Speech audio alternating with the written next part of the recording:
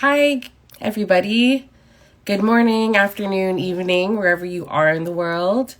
And if you are here, if you don't mind introducing yourself and letting us know where you're tuning in from. My name is Leila, and I am the Health Education and Engagement Manager here at the International Foundation for Autoimmune and Autoinflammatory Arthritis, or we call it AiArthritis for short. And I am tuning in from not so sunny Southern California today. And if you all can put in the chat where you are tuning in from, that would be great.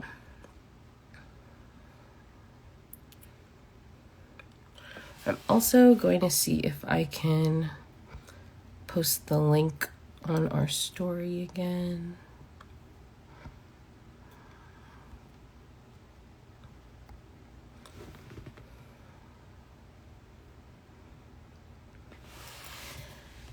We have Deanne, our volunteer coordinator / admin assistant coming from very cold Florida. Michael. We also have who is our volunteer and an admin assistant from Texas. Lindsay, our public policy manager from Northern California, in between storms. We have Abby here from North Dakota. Natasha from Take a Pain Check from Ottawa. Our special guest today, arthritis dietitian from Ontario, Canada. We have Rare Patient Voices. Hi, how are you? Deb, Colden, Wisconsin, our other special guest for today. So glad to have all of you here. Today we're going to be discussing anti-inflammatory food for those who may have autoimmune diseases. And so we're celebrating National Nutrition Month and Autoinflammatory Disease Month. Additionally, so we are trying to combine both of those national months or national holidays to put together our community chat for today, our topic for today. And I'm so excited to have two special guests. I also just wanted to let you all know that I am recovering from bronchitis. So if you hear me cough, I apologize. I'll be drinking a lot of my water, maybe have a cough drop in my mouth later on if my throat gets a little dry. So just so you all know, that's what I'm dealing with today. But we are going to push through and get through this community chat so that we can interact with all of you guys. And I'm so excited to be able to pass on some knowledge from our special guests. Let's see who else has joined. Rare Patient Voice is from Hawaii. Awesome. And Julie Lopez, our lovely executive assistant from Portland, Oregon. We have Holly Sue, also from Portland, Oregon. Awesome. So great to see so many new faces in here. For all of you who don't know, like I said, our name is the International Foundation for Autoimmune and Autoinflammatory Arthritis. We go by AiArthritis for short. We are a patient-run non-profit that focuses on advocacy, education, and research for autoinflammatory and autoimmune diseases that also have to do with arthritis. So a lot of the diseases that we cover are rheumatoid arthritis, lupus, psoriatic arthritis, Sjögren syndrome, Behçet's disease, Crohn's disease, and a lot of other ones. We have about 22 under our belt right now, and we are actually one of the only organizations that handles education and research for Still's disease too. And so Still disease goes under our umbrella, and we also hold a Facebook group for Still disease patients to get support from each other. And we have a lot of information about that disease on our website also. And that was just a little bit about us, about our community chats. We have this every 15th of the month. And no matter if it's on the weekend, on the weekday, we have it on the 15th. We do rotate the time that we have our community chats every month so that there's a chance for other people on other sides of the world to be able to participate. And so we usually go also back and forth between Instagram Live and Facebook Live. Excuse me. And so that's so this month is going to be on Instagram Live, as you can see, and so next month will then be on Facebook Live, and we do that to engage both audiences on both of those bigger platforms. And so we thank you for coming and chatting with us today.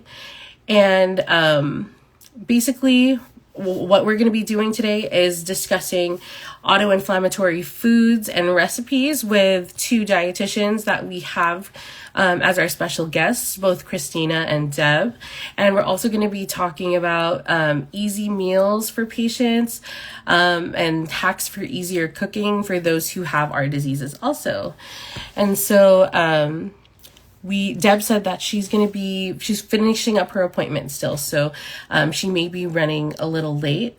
I'm going to go ahead and tell you a little bit more about our organization and see if some of my colleagues can help to put some of the links in our chat. If anybody from the staff can put in the links that I have here on the agenda for where they can watch the previous community chats. It's going to be our organization website. So it's going to be www.aiarthritis.org/chats. And you can therefore watch all of our previous community chats and also download our takeaways. So we basically after each chat, we create a takeaway that we will post on Instagram and on Facebook and have on our website for people to download. For any of the resources that are here today, that we talk about today, we will try to send the links to them and also make sure that all of you know that we have those different resources on our page. So whenever we have a community chat, whenever I have the community chat, we usually have our takeaways, between 3 to 5 days afterwards. And it's basically a summary of the things that we discussed during our community chat, or it'll be a resource that will be helpful that we had discussed during the community chat. So today, since we will be talking about the auto-inflammatory the anti-inflammatory foods and recipes, we will post our takeaway of all of the different tips and tricks that the dietitians are going to be discussing today. So I'm going to go ahead and see if Cristina is ready to go ahead and jump in so that she can introduce herself. And Deb, whenever you are ready, you can send a message and let us know that you're ready too. So I'm going to go ahead and invite Cristina to join the live with me.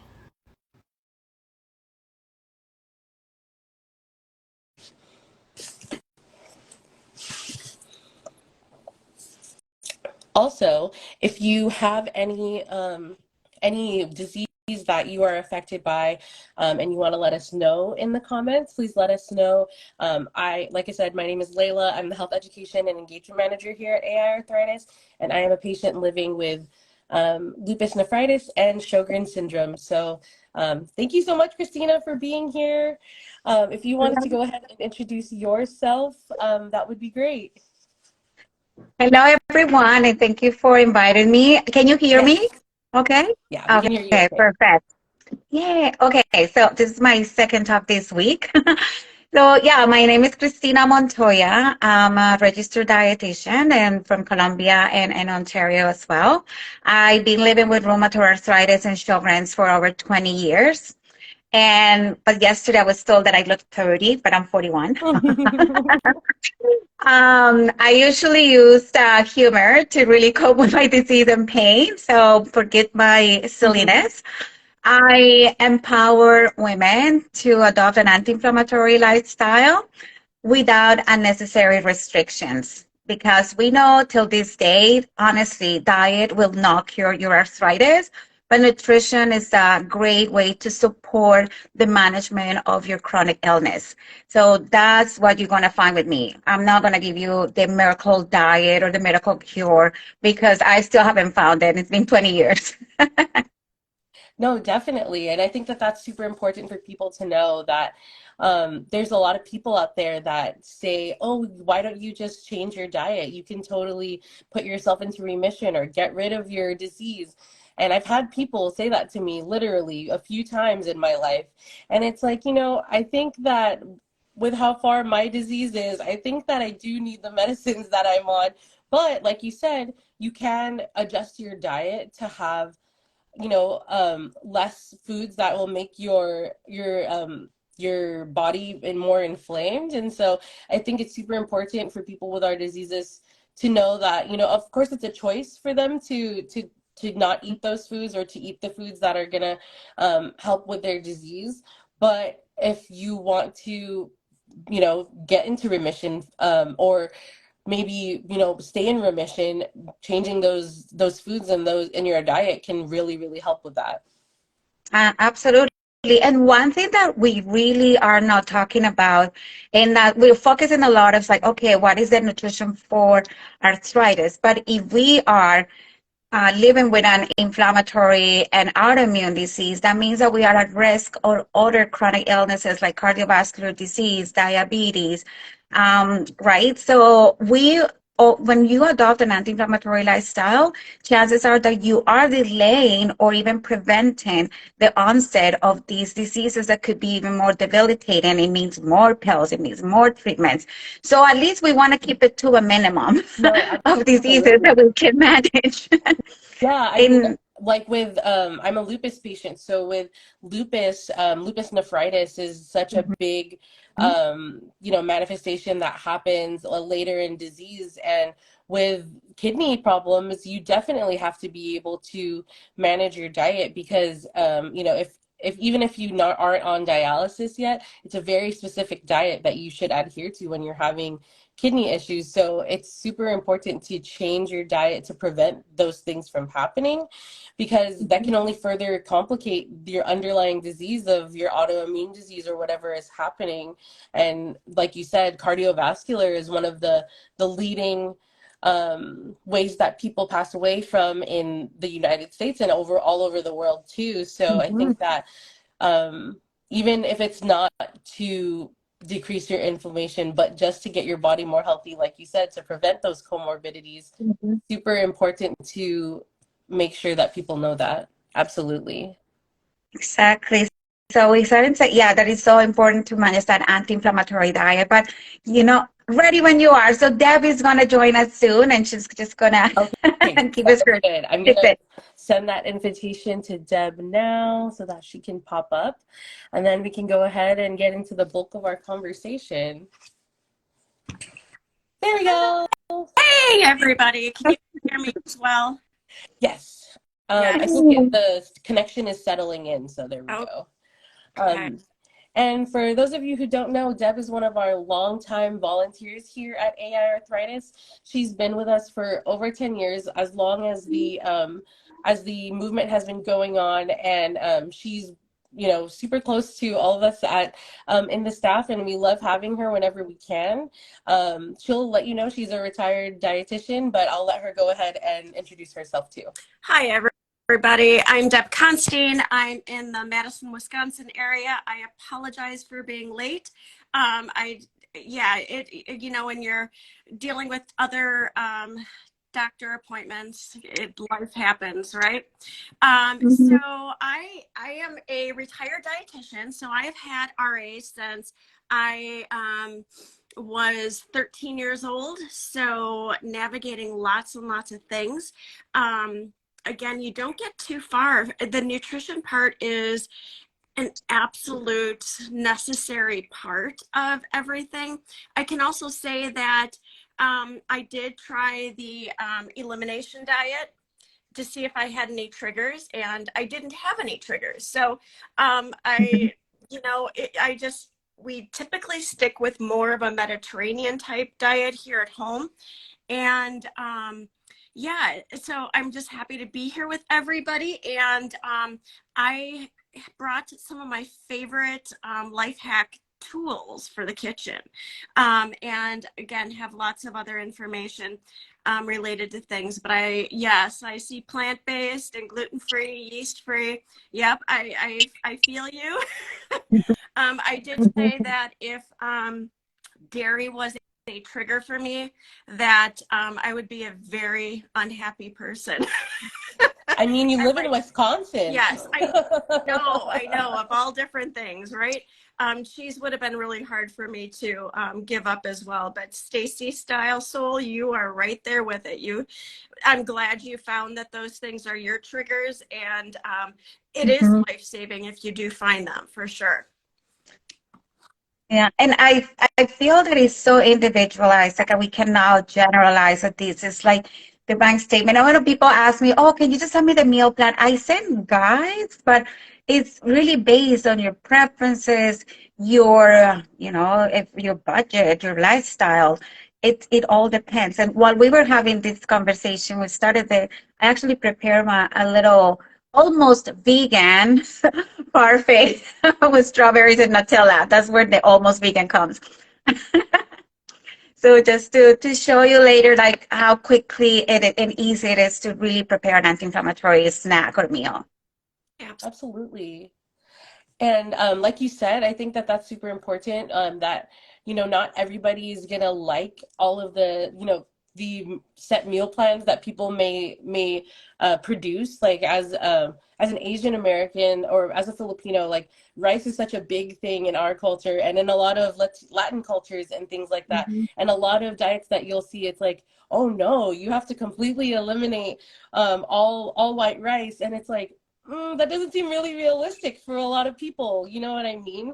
And so I think that's super important. And like you said, budgetary also, some people can't afford organic, vegan cheese and things like that. And I feel like it's, like you said, it should be catered to each person and their lifestyle. So as you guys are all listening to this, pick and choose things that you would like and that you think will fit in your lifestyle. Don't feel just because people are suggesting the things that you don't like to eat that you have to eat them and force yourself to do that. That can cause a lot of other issues down the road. And I think that definitely making sure that what you're picking and choosing what fits your own lifestyle from the advice that they give. And also, like, food should bring you joy. And I definitely feel that I have my own garden and my own herb garden, and I love to cook from that. It's so much fun as far as doing that goes, and just learning all different kinds of things. But usually if it's a piece of information that you're struggling with, all these categories have multiple foods in them. So there are things that we try to steer you away from, like nightshade vegetables and things like that could be a trigger for you. But if you eliminate them and you notice that you're still in the same bucket, and then you reintroduce them and you're not noticing any change, then you can pretty much say that is not a trigger for you. So yeah, I live by tools in the kitchen and life hacks in the kitchen. I cook from my pantry and my freezer. We have an upright freezer, so I buy things on sale. That is something that I've always lived by. And I think it was my grandfather that, taught me to do that. You buy things that when they're on sale, and you store them in the freezer if you have that space. Sometimes you don't have that space. If you're just have that little part of your freezer, the top part of your freezer or the bottom part of your freezer, wherever your freezer lives, you've got to kind of strategize what you put in there. That was something different for me because I was, I'm born and raised in Colombia, and many times we actually live by the day. So we bought and purchased the foods that we needed for the day. So we didn't have that mentality that you will buy for a week worth of food. It's like, no, we don't know if we're going to have money for tomorrow's food. So that was a learning experience, and I'm still adjusting. I have to be honest. I feel like when I see a whole abundance of food, it's like, oh my God, how many people are not eating? So, but I learned that definitely the one thing that I find here in Canada is like all the frozen fruits and vegetables, and recognizing that there are some low budget foods that, man, like these days in Canada is crazy. The food prices they're crazy, and the amount of people are using food banks that they are not even using it. It's unreal, and we need to acknowledge that yeah, perhaps we can have all these organic foods and all these sprouts and beautiful foods, but we need to acknowledge that we need to eat. We still need energy and nutrition to maintain our like vital functions. And I don't know if it will be worth sharing, but I work at a food bank once, and they told me, what do you do with mac and cheese? Okay, right? This is like a staple in North America. And I didn't eat it. I was like, oh, what the heck is that? I don't know what that is. Mac and cheese. And so what do you do with mac and cheese? I said, what if that's the only thing that perhaps you can have for your meal today and share it? So you kind of have to power it up and add some anti-inflammatory foods to that. Like shredded carrot actually tastes pretty good with this. You have like maybe frozen broccoli that it also is going to boost up, right? Broccoli tastes delicious with cheese.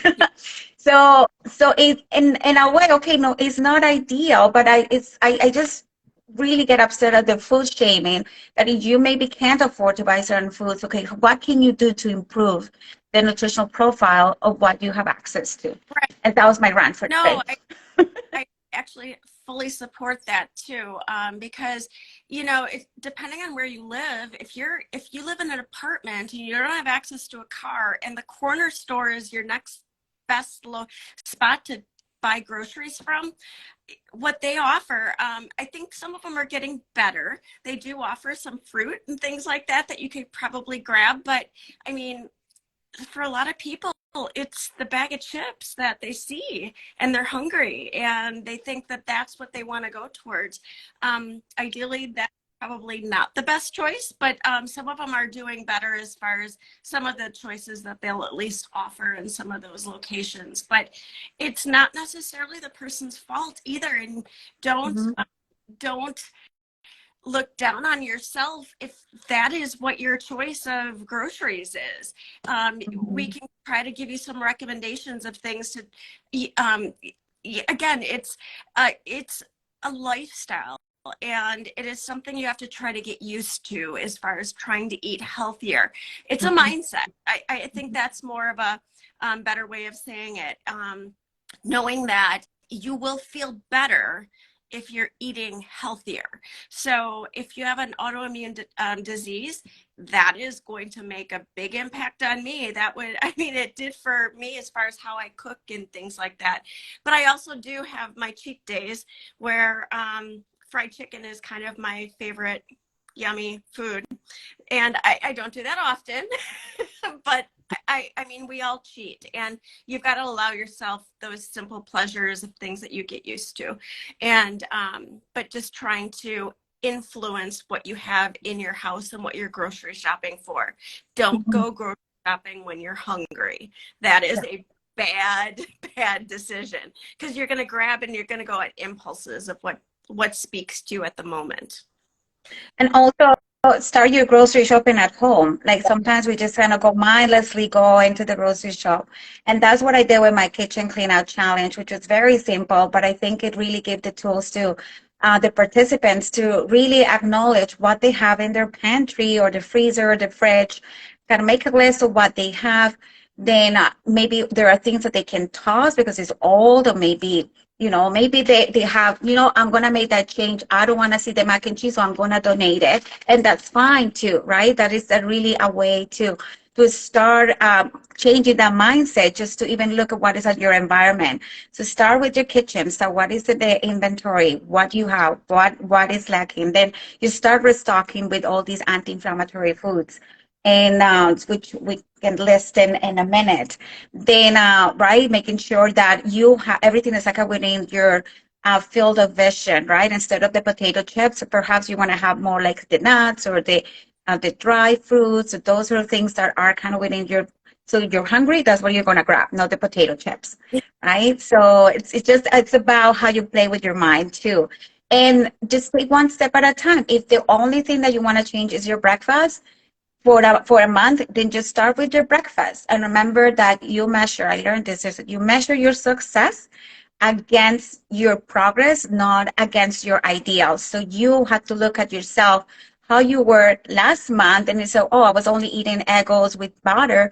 Hey, but today, 30 days later, I'm actually adding oatmeal and I'm adding more fruits to I'm adding maybe a smoothie. So that's how you measure success. You don't measure success at how the influencer is kind of looking, oh, look at what I ate in a day. No. Yeah, and I like what you mentioned before about like the mac and cheese with the frozen broccoli.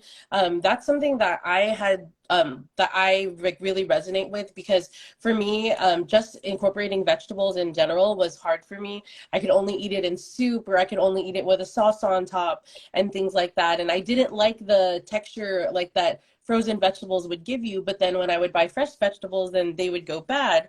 And so recently I just like went mostly fully on frozen vegetables and found ways to make them that I like it. Like I microwave it up for a little bit to defrost it, and then I throw it in the air fryer to roast them and add, you know, like all the seasonings and things like that.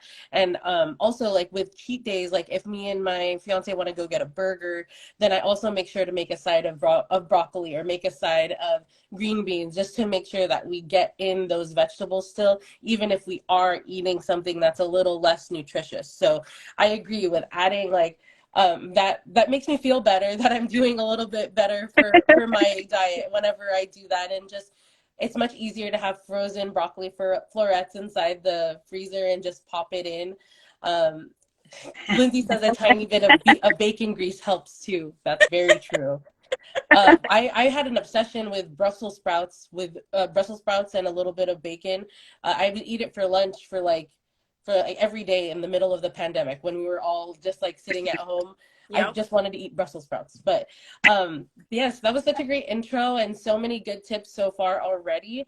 I'd love to go into the nitty gritty of you guys letting us know about different anti-inflammatory foods that you recommend, and maybe even suggesting different things that may cause more inflammation, like that people can decrease in their diet also. Absolutely. There's a whole list of foods that you really want to limit. And there's, as far as the anti-inflammatory diet, um, the first things I think I'll add, Cristina, if that's okay, is fish. A lot of us don't think about fish that often, but adding more salmon and tuna, those type of different kinds of fish, they are much higher in antioxidants and omega-3 fatty acids. Again, the lingo of being a dietitian, but just think of fish. If you don't buy fish, try to, maybe a small goal is to add one dinner, or one main meal, whether your dinner is at nighttime or in the afternoon. Try to aim for fish at least one time a week. Just something small that you can start to work at. But those type of things definitely help aid with trying to have more of an anti-inflammatory response versus the inflammatory response, which, as you see my hands have that inflammatory response. Yes. Those type of things. And fruits and vegetables, if you can have anywhere between 1 to 2 cups of fruit a day. I know that sounds like a lot, but if you have a grapefruit is a large grapefruit can be close to 2 cups of fruit. So you're doing it in one portion. And 2 to 3 cups of vegetables. That can be a salad at nighttime, so leafy vegetables, 1 larger bowl of salad or 2 small salads, adding different colors of vegetables into your diet, whether it's carrots and broccoli, cauliflower. I know I have a texture thing with broccoli and cauliflower. I love raw cauliflower, so it lives in my salads, but I don't like cooked cauliflower. It takes on a whole different flavor. I love cooked broccoli, but I don't love raw broccoli. But I will eat it, and you know, different kinds of vinaigrettes I tend to dip into, those type of things, make it easier to meet those requirements. Cristina, take All over. right. Okay, so I will go for the vegan or the plant-based options for omega-3s because not everyone, but you might just not like seafood or fish at all, which I found people hate it. And I love salmon or some cod or tuna. I love tuna. I could eat tuna every day. So, but that's probably you want to keep your mercury levels also down. Unfortunately, that's kind of the world we're living in. So I think the one time a week is a very realistic goal. But what if you don't enjoy it, or you're vegan, or you're following a different dietary pattern? So basically, the best way to get omega-3s is hemp, from hemp seeds or hemp oil, even though it's not as really as effective, right? The body doesn't convert it into like the actual DHA and EPA, just the dietitian talk, that is going to have that effect on inflammation. So in that situation, they actually developed the Nutrim, like a Nutri-C algae that it is concentrated in omega-3. So in those situations, then the supplementation becomes actually necessary if you are not getting all your omega-3s from your diet, because unfortunately it's so easy to get the omega-6, right? And it doesn't mean that they're completely like harmful all the way, right? But every time we go out, they're going to be cooking on, say sunflower oil, right? Or they're going to just baked goods all have extra omega-6. So you want to make sure that we have a good balance of both oils. And in general, if you're choosing like the best oils for inflammation, is those were unsaturated and monounsaturated fats. And especially, I always says olive oil is king, and actually did a nice post in my Instagram account about the cooking oils for arthritis. And then the next one, I would say avocado oil is a little bit more pricey, but I would say this. The good thing about it is that it totally takes higher temperatures than olive oil, but they both are high in antioxidants and monounsaturated fats. And the controversial one is like coconut oil. What do you think about coconut oil, Deb? You know, uh, it is one of those that's hard because again, it is it's solid, so it's a solid oil until you heat it. I tried to use more coconut oil, and I ended up going more towards avocado oil, which I was able to cook a little bit easier with than I did the coconut. I'm not a big fan overall. And I think overall with the coconut oil, I think there is that sense that like, oh my God, it's because it has the medium chain fatty acids, so they're easy to absorb. But at the end of the day, more than like 95% or 96% of the content is saturated fat. And there is really robust evidence suggesting that excess of saturated fats are inflammatory. They are not promoting for the cardiovascular health, right? They're detrimental for your cardiovascular health. And so it doesn't mean that you stop eating saturated fats, but then you just kind of replace. Sometimes coconut oils is delicious, and Caribbean food, like Thai food, and so then you enjoy it, right? But not to make it the primary source of the oils in your diet. Right. Absolutely. I tend to my cooking pleasure, I've probably like 20 olive oils and different flavors of olive oil sitting on my right next to my stove, and I cook with basil olive oil and rosemary olive oil, the lemon olive oil, there's a tangerine olive oil. There's so many different levels and flavors that it brings me joy because I bring different flavors into everything. And I love like cooking with a lot of herbs too, fresh herbs and spices, and also dried ones as well. But you can just do so much with flavor in just such a small way. So I tend to have landed more with the olive oils just in my own house, just because I find so many different ways of using them. Yeah, and that's actually great. That's something I learned too. Like olive oil wasn't like my favorite oil because Right. we were not used to back home in Colombia. But then it takes small steps, right? One at a time. And at this time, I only cook with olive oil. It took me like 5 years to do that, or even more, to really. So you just take your time. So every change doesn't happen overnight. But if you make a change that's going to be sustainable for the rest of your life, that's the change you want to keep. Well, you mentioned, so again, we go for fruits and vegetables. So I kind of have my things here that I low budget anti-inflammatory foods. So I definitely during the winter here in Canada and the north, frozen fruits and vegetables again becomes a big asset, especially berries. Berries are really high in antioxidants and fiber. And really, when you buy fresh oils, like I just went to like a 1 pound of fresh strawberries, it's like $6, sometimes $7. Here you'll have almost like again 600 grams more for less money, and then you can keep it and use it for a long time in the freezer. And just like I made my parfait with Nutella, you see? Yeah, looks beautiful. That So, looks beautiful. so take advantage of all seasonal foods as well. Remember, they are more packed with nutrients than the ones that are transported. Like I don't eat papaya here. I will only eat it in Colombia because I know it's not going to have the same nutritional profile Right. And that when it yeah, travels here.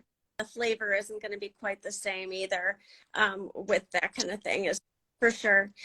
What what about whole grains? Yeah, What do you think about whole grains? I do actually try to encourage as many whole grains as possible versus a white enriched bread.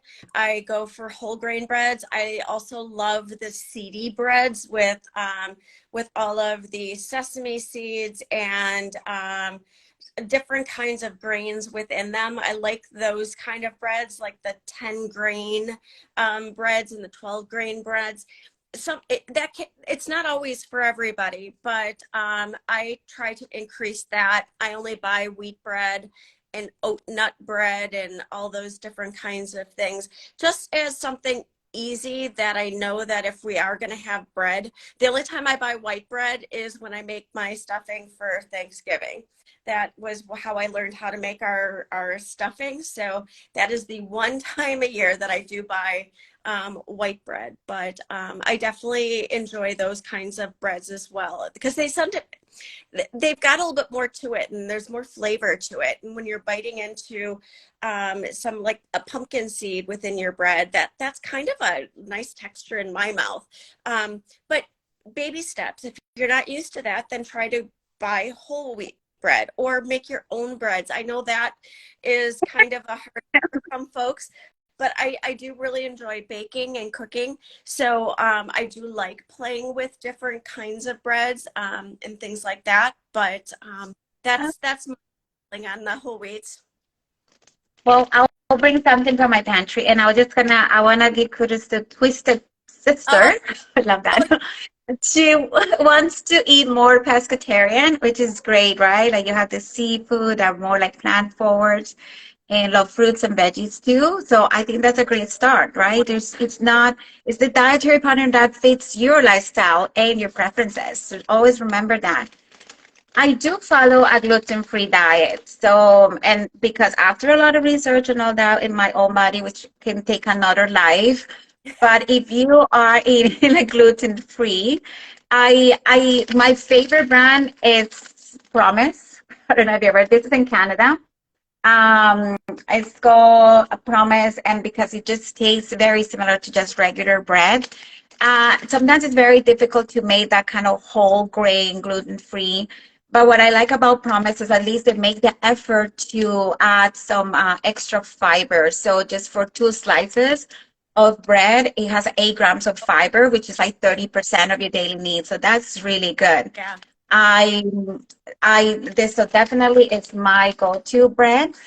But I wanted to say and bring up about the white rice, and I continue having this conversation. As a Latina, white rice was a staple and still is. I do not like brown rice. I just can't stand it, and I just feel that we also need to recognize the benefits of eating out white rice. So because nutrition continues to evolve with new information, now we recognize that white rice and potatoes, when they're cooked, cool, what is it? Cooked, cooled, and reheated, they actually accumulate resistant starches that bypasses the digestive system, and it goes and feeds the good bacteria to go and heal our gut. So come on, rice is back in my plate. That is beautiful. And I did see a note from Hippie Abuela. It says, I thought seeds and grains are a no-no for AIP. It is a no-no for AIP. That is a very strict diet. So not that I just wanted to comment on that. I just saw that right now. And not I think we're talking about the anti-inflammatory diet more specifically, not necessarily the AIP diet. But there are people that do and thrive very well with the AIP diet. I don't want to knock it by any means, but we're speaking a little bit more broadly. So, but you are correct in saying that. And for those who don't know, the AIP diet is Anti-Inflammatory Protocol. It does say to avoid things like grains, legumes, nightshade vegetables, eggs, dairy. But like Deb said, it's very, very like by the book and very, very difficult to stay behind unless you are very determined and need to do that for your health. But yeah, so that's what the AIP is for those who don't know. So thank you. it's not like, but actually it's not an anti-inflammatory, it's an autoimmune protocol, like for autoimmune. So it's very strict. If you want to know more about that and how it compares to an anti-inflammatory way of eating, because it's not really a diet, I wrote a blog, honestly, in December, and I'm going to write more. But if you want to read it, it's actually really nice. I like that blog that I wrote at my arthritisdietitian.com. And it really explains very well in detail what an anti-inflammatory diet is. And I gave an example of how restrictions, like when you go into an autoimmune protocol, it compares to an anti-inflammatory way of eating. Very different. Right? It's a very different. Very, very different. So, and personally, I don't promote it. But like Deb said, some people thrive and they're very committed to following protocols. But I just don't believe in restrictions because of the potential harm that it could cause on our mental health 100%. and society. 100%. But I did want to comment on that because I didn't want that comment to go by the wayside, skip through quickly. So, yeah. Nuts and seeds. Those are something that tends to be very good. It's a monounsaturated fat, and the more fiber and protein that comes along with it, and the ones that I tend to recommend more are like walnuts and pine nuts and almonds.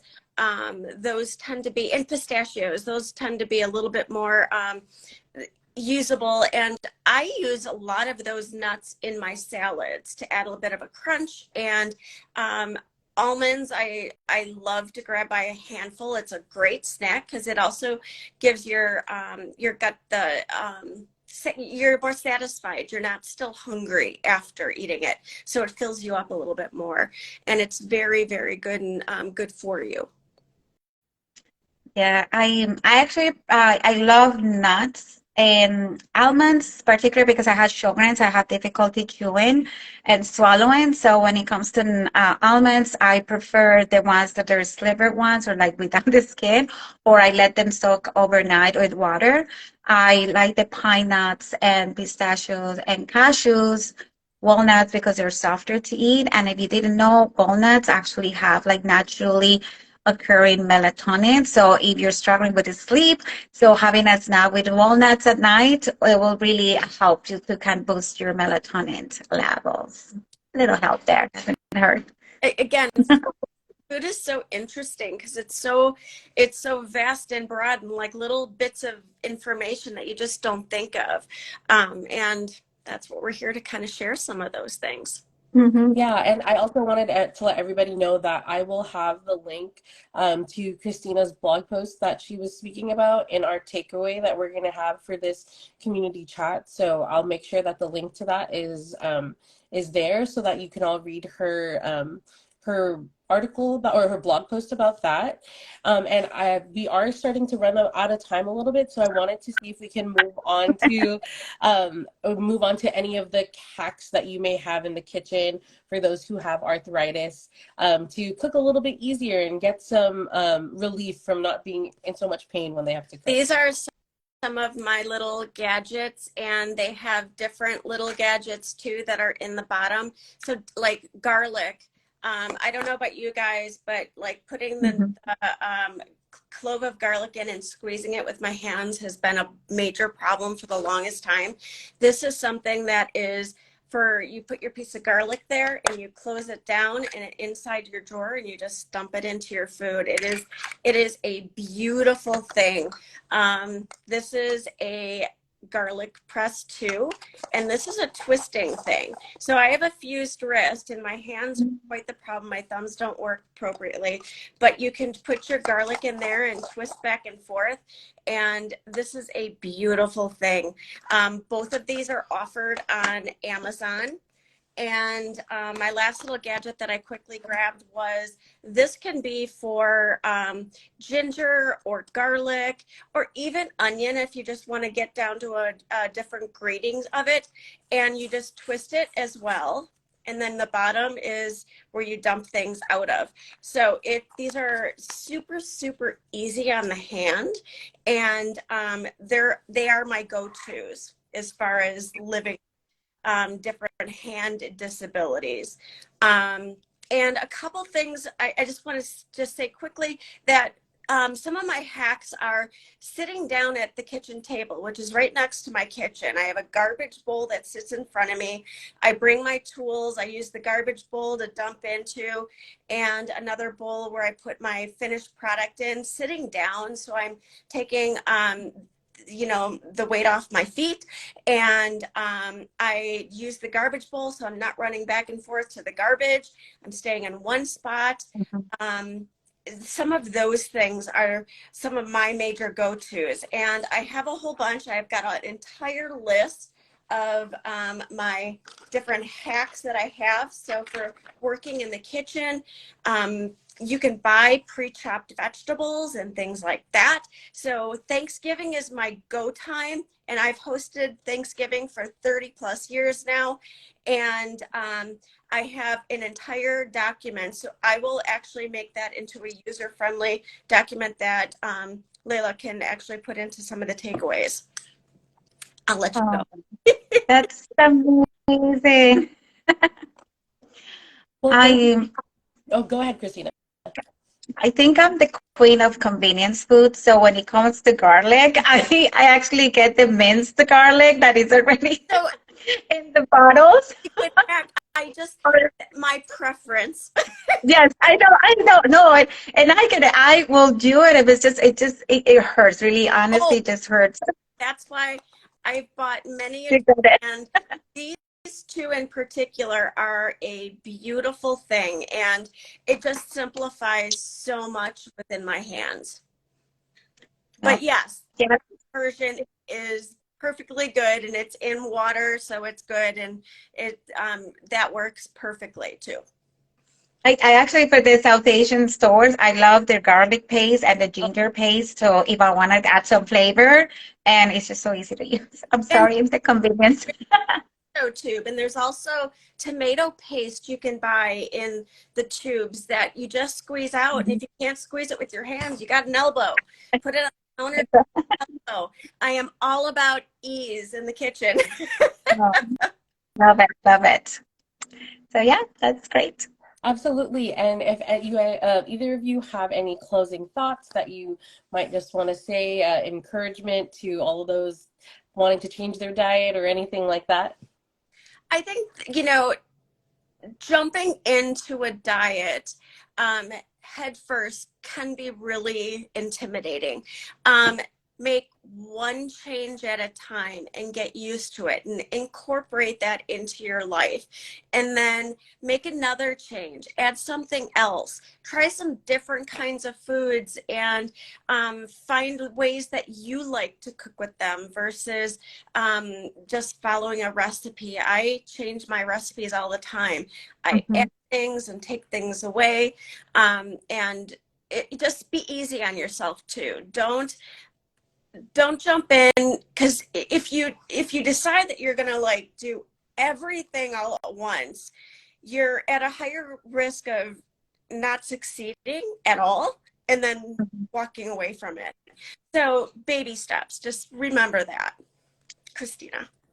I think I just want to remind you about the quote by Dan Sullivan that I mentioned before about measuring your progress against, measuring your success against your progress, not your ideal, right? So it's okay to have that ideal, but just measure how you were 10 days ago as what you are, who you are today. And just take that one change at a time, make it stackable. If there's something like the way I do, like my exercise, I know I have to drop off my kid at daycare at 9 in the morning. Right after I hit the gym because I'm out. I get my exercise, then come home, make my smoothie. So that way you kind of attach it to a routine that you already have, and it just becomes part of you. Right.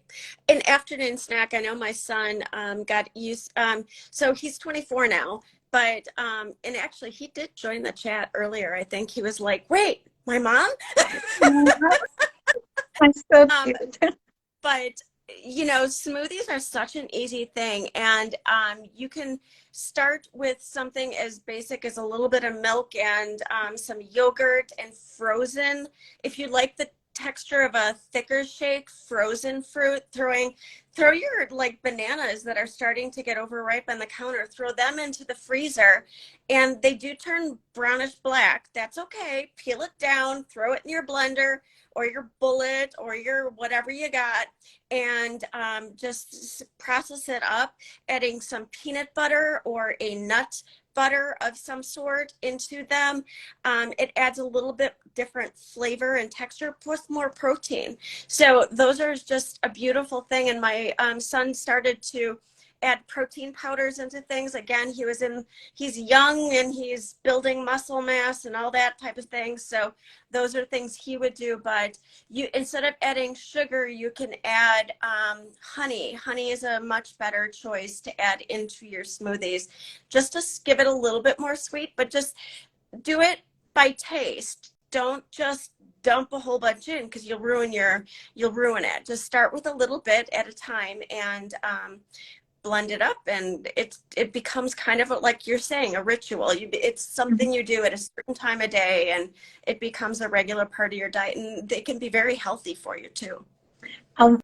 One last thing, sorry, I No. want to say is actually today I share my newsletter. So I typically do run like a newsletter every Monday, but this week it was today. So I shared a few ideas of a spring high fiber anti-inflammatory meal plan. So 1 day, so actually has some recipes that you can start enjoying. So if you go into my account, go into the link in the bio, subscribe to my newsletter, and you will have access to the newsletter that I sent today. So you get more ideas on, anti-inflammatory foods that you can enjoy this spring. Love. Awesome. We really appreciate both of you being here as our guests to celebrate National Nutrition Month and Autoimmune Disease Awareness Month. So thank you so much for being here and helping us to spread awareness of anti-inflammatory foods and some hacks for arthritis patients also. Thank you so much for being here. We really appreciate it. I just have a few announcements as we are ending here. If you guys want to stay on, you can. If you want to leave, you can. And I'm going to go over our next month's community chat. So thank you so much again for being here.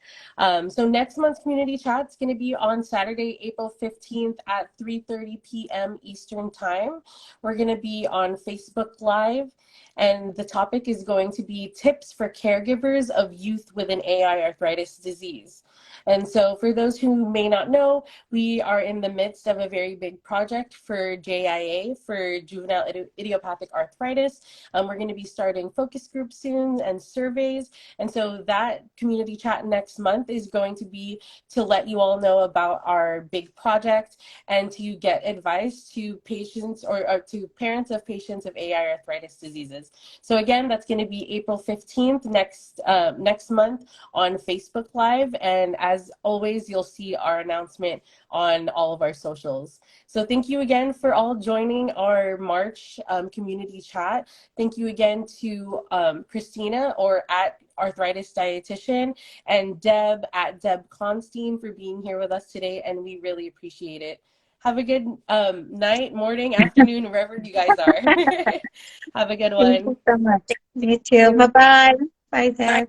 Bye. Buddy.